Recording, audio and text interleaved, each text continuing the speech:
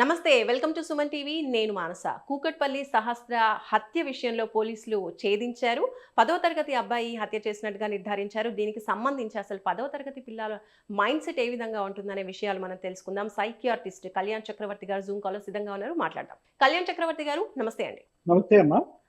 Doctor గారు, అసలు ఈ 10th క్లాస్ చదువుతున్న అబ్బాయి ఇంత ఘాతుకానికి పాల్పడ్డాన్ని ఏ విధంగా చూడొచ్చు? అండ్ లెటర్ కూడా రాసుకున్నాడు క్లియర్‌గా, స్టెప్ బై స్టెప్ ఏం చేయాలి, ఎలా చేయాలి అని లాస్ట్‌లో మిషన్ డన్ అని కూడా మనం లెటర్‌లో చూడొచ్చు. అసలు ఇటువంటి హ్మ్. పరిస్థితిని, అంటే ఆ అబ్బాయి పరిస్థితి ఎలా ఉండొచ్చు? అతని మైండ్ సెట్ ఏ విధంగా ఉండొచ్చు అంటారా 10th క్లాస్ అబ్బాయి పరిస్థితి? అమ్మా, ఇప్పుడు ఒకటి మీరు చూడవలసింది, ఒకటి ఆ అబ్బాయి రైటింగ్ చూడండి. అది ఎక్కడ కూడా ఒక 10th స్టాండర్డ్ అబ్బాయి రైటింగ్ లేదు. లేదు. అంటే అంటే ఆ హ్మ్. అబ్బాయి రాయలేదని మనం అనట్లేదు కానీ, ఆ హ్మ్. అబ్బాయి రాసాడు. దాన్ని బట్టి ఆ అబ్బాయి యొక్క ఇంటెలెక్చువల్ ఎబిలిటీస్, ఆ రైటింగ్ యెస్. కూడా ఏంటంటే ఒక థర్డ్, ఫోర్త్ గ్రేడర్ రాసినటువంటి రైటింగ్ లా ఉంది. దాన్ని బట్టి హ్మ్. ఆ అబ్బాయి యొక్క ఐక్యూ కానీ ఎంత స్థాయి బ్రెయిన్ డెవలప్ అయింది అనేది ఒకటి మనం ప్రధానంగా అక్కడ చూడవలసినటువంటి అంశం. ఒక థర్డ్ ఆర్ ఫోర్త్ గ్రేడర్ యొక్క రైటింగ్ మనం ఈ రోజు 10th గ్రేడర్ రైటింగ్ లాగా కనిపిస్తుంది. హ్మ్. అంటే 10th గ్రేడర్ వ్యక్తి ఒక థర్డ్ ఆర్ ఫోర్త్ గ్రేడర్ లో మనకు కనిపిస్తుంది. ఇది ఒకటి. రెండోది, లాస్ట్ లో ఉండేటటువంటి వర్డ్ మిషన్ డన్ అనేటటువంటి ఒక పదాన్ని చూడండి. అవును. అంటే ఇక్కడ దొంగతనం చేయాలి అనేటటువంటి ఒక ఆలోచన అయితే కనుక, హ్మ్. ఎక్కడో ఏదో ఒక వెబ్ సిరీస్ లో గానీ, ఒక వీడియో గేమ్ లో గానీ, ఏదో ఒక ఓటీటీ మూవీలో గానీ హ్మ్. చూసినటువంటి ఒక స్టెప్స్ అదే పనిగా ఇంట్లో కూర్చుని, ఈ అబ్బాయి కూడా ఆ రోజు స్కూల్ మానేసి ఇంట్లో ఉన్నాడు అన్నది కూడా మనం గమనించాలి. ఈ ఆ అమ్మాయి అయితే కనుక ఒంట్లో బాగాలేదని మానేసింది. హ్మ్. మనోడు ఎప్పటి నుంచి స్కూల్ మానేసి ఇంట్లో కూర్చున్నాడు, ఎటువంటి ఆలోచన శైలితో ఉన్నాడు, ఎటువంటి సిరీస్ కి, ఎటువంటి వీడియో గేమ్స్ కి, ఎటువంటి వెబ్ సిరీస్ కి ఎడిక్ట్ అయ్యి ఉన్నాడు అనేది ఆ లెటర్ లో ప్రతి స్టెప్ మనకు అర్థమైపోతుంది. ఒక ఇంగ్లీష్ మూవీ గానీ, ఒక క్రైమ్ థ్రిల్లర్ ఓటీటీ హ్మ్. సిరీస్ గానీ ఆ లెటర్ లో మనకు కనిపిస్తుంది.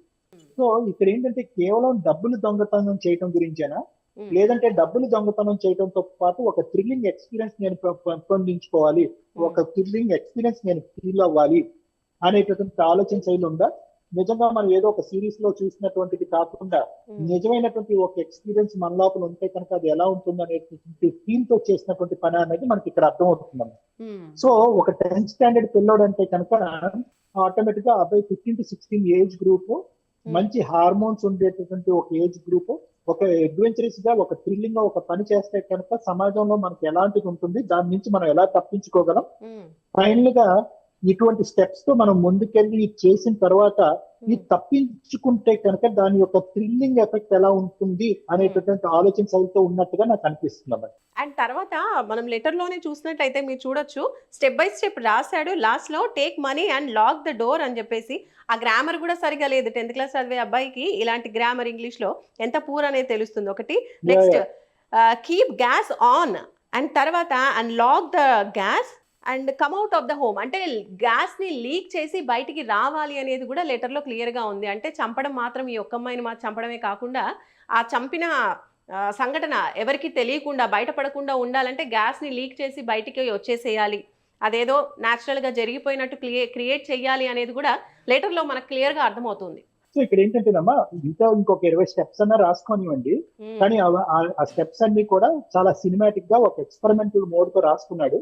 అయితే ఏంటంటే ఫైనల్ గా, అంటే ఇక్కడ క్లియర్ కట్ గా మనకు అర్థమైంది ఏంటంటే, హ్మ్. అంత పూర్తి స్థాయి మెంటల్ డెవలప్మెంట్ అయినటువంటి వాడు కాదు. ఓకే, దాన్ని మెంటల్ రిటార్డేషన్ అంటారా, ఇంటెలెక్చువల్ డెఫిషియన్సీ అంటారా మనకు తెలియదు, కానీ పూర్తి హ్మ్. స్థాయిలో మెంటల్ డెవలప్మెంట్ ఉన్నటువంటి వ్యక్తి చేసినటువంటి పనిగా నాకు అనిపించట్లేదు. చదువు కాస్త దూరం అయ్యి అంత అంత అంత ఇంటెలెక్చువల్ గా, అంత అకాడమిక్ గా ప్రోగ్రెస్ అయినటువంటి వ్యక్తిలో నాకు కనిపించట్లేదు. అది మీకు రైటింగ్ లో కూడా తెలుస్తుంది, ఆ స్పెల్లింగ్స్ లో కూడా మనకు అర్థమవుతుంది, ఆ కామాలు ఫుల్ స్టాపుల్లో కూడా మన అర్థం అవుతుంది. సో ఇతను ఏంటంటే లైఫ్ గురించి ఒక అడ్వెంచరస్ గా ఆలోచించి, హ్మ్. లైఫ్ ని ఒక అడ్వెంచరస్ గా ఇమాజిన్ చేసుకుంటూ, చదువు దగ్గర నుంచి దూరం అయ్యి స్కూల్ మానేసి ఇంట్లో కూర్చొని అదే పనిగా వీడియో గేమ్స్, టీవీ షోస్ చూస్తూ ఆ హ్మ్. ఎక్స్పెరిమెంటల్ మోడ్ లోకి వెళ్ళి ఆఖరికి అది ఒక గ్యాస్ విప్పేసి, గ్యాస్ ద్వారా అది మొత్తం అంతా బొంబార్డ్ చేసేసి, అది పేల్చేసి హ్మ్. అక్కడి నుంచి తప్పించుకునేటటువంటి ఒక మన చిన్నప్పుడు చూసుకుంటున్నటువంటి హ్మ్. ఒక మూవీ లాగా, ఆ హ్మ్. మూవీ లాగా ఊహించుకుని చేసినటువంటి ఒక ఘట్టం లాగా, ఒక పిచ్చి పని లాగా మనకు అనిపిస్తుంది. అండ్ అంటే మెయిన్‌గా ఏం చెప్తున్నాడంటే 80,000 ఇంట్లో ఉన్నటువంటి డబ్బుని దొంగతనం చేయడానికి వచ్చినట్టుగా తెలుస్తోంది. సో, ఈ 80,000 డబ్బు ఆ 10వ తరగతి చదువుతున్న అబ్బాయి నిజంగా దొంగతనానికే వెళ్ళుంటాడా? ఒకవేళ దొంగతనానికే వెళ్ళుంటే గనక ఆ 80,000 డబ్బు ఆ 10వ తరగతి అబ్బాయికి ఏం అవసరం అయ్యుండొచ్చంటారు? అమ్మ, ఈ రోజుల్లో 80,000 కాదు, ₹1,00,000 అన్నా కూడా దొంగతనంకి వెళ్ళేటటువంటి ఆలోచన 10th స్టాండర్డే కాదు, 7th స్టాండర్డ్ అబ్బాయికి కూడా ఉంటాయి. హ్మ్. ఎందుకంటే ఆ డబ్బు తీసుకొచ్చేటటువంటి ఆ కోరికను తీర్చేటటువంటి ఏదైతే ఉందో ఏమైనా కొనుక్కోవచ్చు, ఒక సెల్ ఫోన్ కొనుక్కోవచ్చు, లేదంటే ఇంకా ఇలాంటి ఆన్లైన్ గేమ్స్ ఎడిక్ట్ అయి గేమింగ్స్కి ఉంటాయి కనుక వెళ్ళొచ్చు. ఆన్లైన్ గేమ్స్ ఆడటానికి అవకాశం ఉండొచ్చు, లేదంటే బెట్టింగ్కి వెళ్ళొచ్చు, లేదంటే ఫ్రెండ్స్ తో పాటు ఆ డబ్బులు ఉపయోగించుకుని వేరే దురలవాట్లు పోవచ్చు, రకరకాలు ఉంటాయి. సో ఇక్కడ డబ్బు గురించి నిజంగా ఇక్కడ డబ్బు గురించి వెళ్ళటం అనేటటువంటిది ఒక ఎత్తు అయితే కనుక, డబ్బు గురించి నిజానికి ఇంత భయంకరమైనటువంటి నేరానికి ఒడిగడతారా అనేటటువంటిది ఇక్కడ రెండో అంశం. డబ్బు కావాలంటే కనుక ఎవరు లేనటువంటి టైంలో ఇంట్లోకి వెళ్ళొచ్చు, ఆ డబ్బులు దొంగతనం చేయొచ్చు. తీసుకోవచ్చు. కానీ డబ్బుల గురించి వెళ్ళినటువంటి వ్యక్తి ఒక భయంకరమైనటువంటి ఒక హత్య చేశాడు. ఎవరు ఊహించుకున్నటువంటి రీతిలో ఏదో ముక్కుకి గుడ్డ కట్టడమో, లేదంటే పిల్లతో చంపేయటమో, లేదంటే మెడకు ఒక తాడేసి చంపేయటం అనేటటువంటిది కాకుండా అతి క్రూరమైనటువంటి పద్ధతిలో ఒక అమ్మాయిని చంపాడు. తర్వాత అది ముందుగానే దాన్ని ప్లాన్ చేసుకున్నాడు. అలా చంపిన తర్వాత బయటకు వచ్చేటటువంటి క్రమంలో ఏ విధంగా దొరకకూడదు అని ఆలోచించాడు. సో ఇదంతా కూడా కేవలం డబ్బులు పంపించడానికి చేసి ఆ డబ్బుల్ని జల్సాకు వాడుకునేటటువంటి క్రమం ఒకటే కాకుండా ఒక ఎక్స్పెరిమెంటల్ గా ఒక ఘోరమైనటువంటి పని, ఒక భయంకరమైనటువంటి పని మనం ఎక్స్పెరిమెంటల్ గా చేసి అక్కడి నుంచి ఎలా తప్పించుకోవాలి అనేటటువంటి అతి దారుణమైనటువంటి ఆలోచన శైలితో ఉండేటటువంటి ఆ అబ్బాయిని, ఆ ఇంట్లో ఉండేటటువంటి తల్లిదండ్రులు ఆ అబ్బాయిని చదువు నుంచి దూరం పెట్టి ఆ అబ్బాయిని దాచిపెట్టేటటువంటి ప్రయత్నం కూడా చేశారని చెప్పాలమ్మా.